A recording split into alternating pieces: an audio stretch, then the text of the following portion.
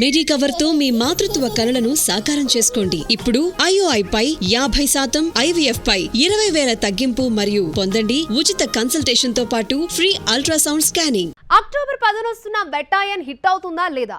రజనీకాంత్ మాత్రం full confidence తో ఉన్నాడు. ఒకవైపు అందరి హీరోలకు ఉండే రొటీన్ టెన్షన్ ఉన్నా అదేది కనిపించకుండా ఫ్యాన్స్ లో ఉత్సాహాన్ని నింపుతున్నాడు. అదెలాగో మీరే చూడండి. లాల్ సలాం డిజాస్టర్ తర్వాత వస్తున్న సినిమా కావడంతో వేట్టయాన్పై పెద్దగా అంచనాలు లేవు. అమితాబ్ బచ్చన్, ఫహద్ ఫాసిల్, రానా వంటి స్టార్ కాస్టింగ్ ఉన్న ఎక్స్పెక్టేషన్స్ మాత్రం సూపర్ స్టార్ రేంజ్ లో లేదు. అయితే రిలీజ్ అయిన 2 పాటలు హైప్ తీసుకొచ్చాయి. వేట్టయాన్ ఆడియో రిలీజ్ ఈవెంట్ చెన్నైలో ఘనంగా జరిగింది. మ్యూజిక్ డైరెక్టర్ అనిరుద్తో డాన్స్ చేసి సందడి చేశాడు రజనీ. ఆ మధ్య కూలీ సెట్స్ లో ఓనం పండుగ సందర్భంగా వేట్టయాన్లో మనసిలాయో సాంగ్కు చిత్ర యూనిట్తో స్టెప్లేశాడు.